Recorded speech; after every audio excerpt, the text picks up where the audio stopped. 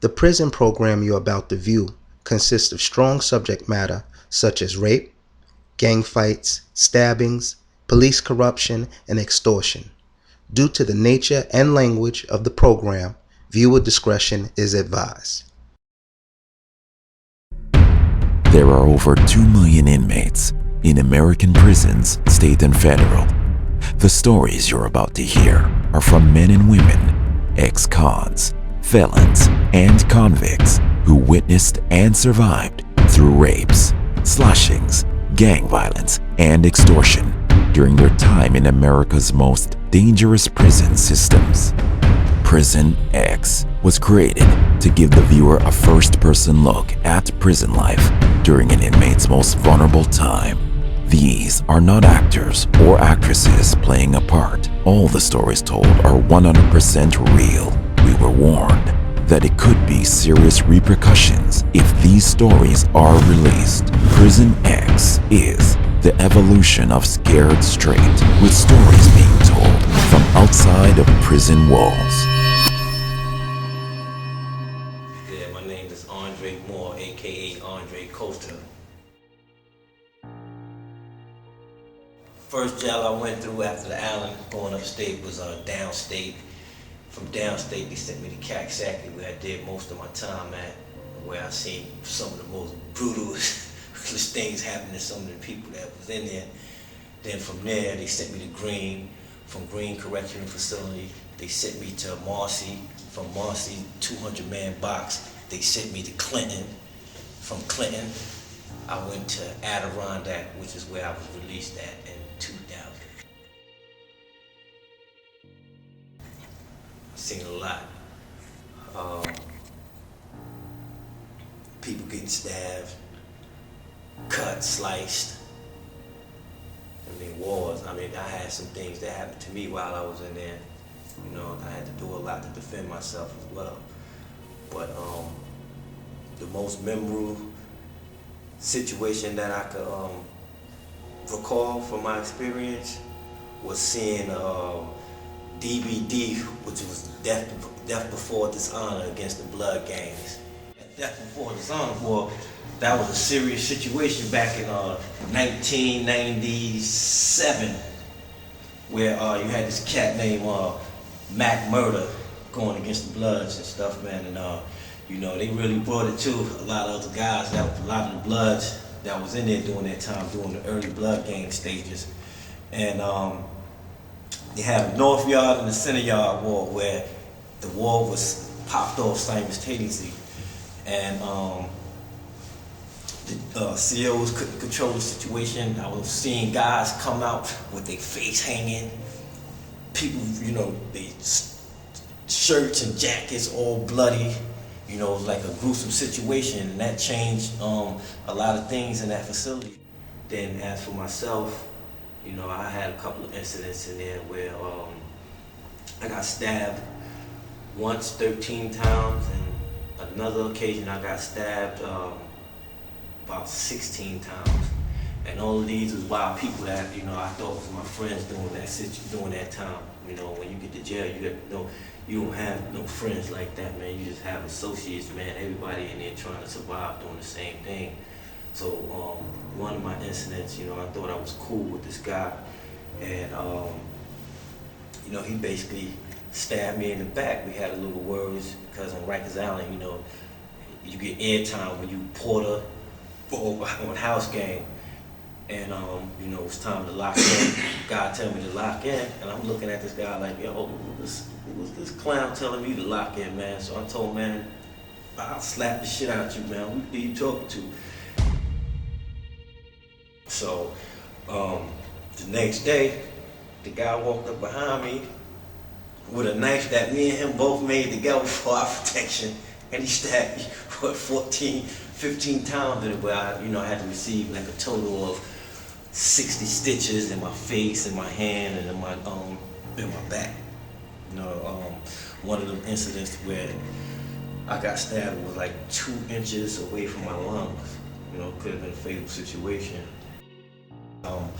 In Caxsackie during years of the early 90s, the SHU was considered one of the worst SHU in the state of New York. So during that time, I had a tier 3 ticket, which gave me a year in the box. So I had a situation with one of the officers. I never forget his name, Officer North. Well, he punched me in the back of my head while I was walking, and just off the reflex, I swung back on him. So they put me in the box for that. So just off of the fact that I assaulted the officer, it was game on with me then. They wanted my head on the platter. So on this particular day, they sent me to the pre-SHU housing unit, which was F3 in Caxsack. A lot of people, if you've been in Caxsack, you know F3 is one of the key block boxes, long-term key block boxes, pre-SHU. Had a waiting list of 40 other guys that was to go in SHU. I was up there for a week. They told me to pack up, I was going to SHU, so I'm like, how, I'm the next person on the list, and you got 40 other guys that's on the list before me. So I was like, nah, something's not right here. So you had a sergeant named Sergeant Chase, who was convicted of killing an inmate in there, probably like 2 years after my situation. And he came to me, he was like, he said, they're gonna kill you when you go down to SHU. I said, kill me for what? He said, you like write home to your mama and call it IG and everything. So when they came, I was like, damn, what I'm gonna do now? Because they get me to that SHU, they gonna kill me, because a lot of dudes used to go down there and you never used to see them again. Their family never heard of them. You ain't never see these guys again. So I wasn't gonna be a statistic to that. So only way that I was able to get out of this, light bulb was on the wall. So I took the light bulb off, screwed it off the wall, broke it in half, and called the police and said, called the CO and said, CO, look. So I took the glass, the glass from the bulb, and I just started chewing it. Mouth getting all bloody. I spit the blood out of my hand with the glass, spit it on the gate. So they was like, you want some salt with that? I said, yeah, bring me some salt. So I started eating the glass. And I was swallowing this shit too, man, because I was like, yo, man, this is the only situation that's gonna get me out of losing my life in this place here. That's the guys that, I seen go down there and didn't come back. So the glass was the only thing that was accessible to me at that time, because you don't have no property or none of that. They take all of that and just give you sheets, a set of greens, and you might be able to have a couple of magazines, a couple of books, a few toiletries. Other than that, you don't have nothing. So the glass was the best option. I didn't care whether or not, I destroyed anything internally. All I know, I wasn't gonna die that day, man, when I went down there to that box. So this Sergeant Chase guy came back to me after he found out that I ate the glass. He said, what am I supposed to do? Come in here and save you now? You fucking pussy! You're gonna see doctors when I get you down to SHU. I said, oh yeah, all right. So they took me to the nurse. So while I was at the nurse, the sergeants and stuff was telling the nurse what to put in her paperwork. So she was putting whatever they were saying in the paperwork. And I'm looking like, damn, I ain't even tell her none of this stuff. And she just sitting here listening to her. So they were telling her to say that I was all right, that I didn't eat no glass, no blood, no nothing. They was just desperate trying to get me down to that SHU unit. So you had this black guy who was he was probably one out of 5 black people out of 100 that work in that facility. And his name was Charles Markham. I'll never forget this guy. Big, husky, light-skinned guy. So when I explained my situation to him, I said, they put me on F3 the other day, and now they want to take me to SHU, and it's a waiting list. He was like, are you serious? I said, yeah. He was like, you can't go down there. I was like, okay, good, somebody's on my side. You know what I mean? So he prevented me from going down there, but he had he was explaining to my family how, you know, he was having a lot of hardships behind the CO retaliating against him for protecting me. But they flattened his tires on his car, busted his windows out. So, you know, up there in Kaksaki during that time, you know, they had a guy named Mike Carroll, and he was like the head of that renegade team that they had, and then they were just, you know, doing people all sorts of ways, killing people. I mean, breaking jaws. I seen one guy who got his jaw broke. You know, he stayed in his cell for 4 days before he got any type of medical attention. So, you know,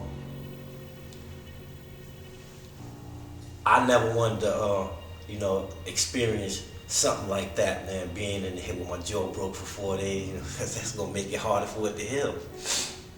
But yeah, it was crazy in there. Next time on Prison X.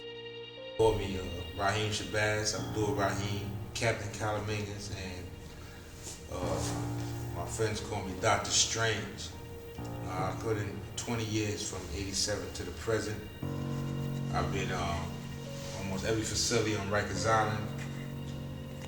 C-73, C-74, C-76, C-71, C-95, HDM, West Facility, North Facility, OBCC, GRVC. These are not actors or actresses playing a part. All the stories told are 100% real. We were warned that it could be serious repercussions if these stories are released. This is Dre. You've been watching Prison X, and that was my story. This is Prison X.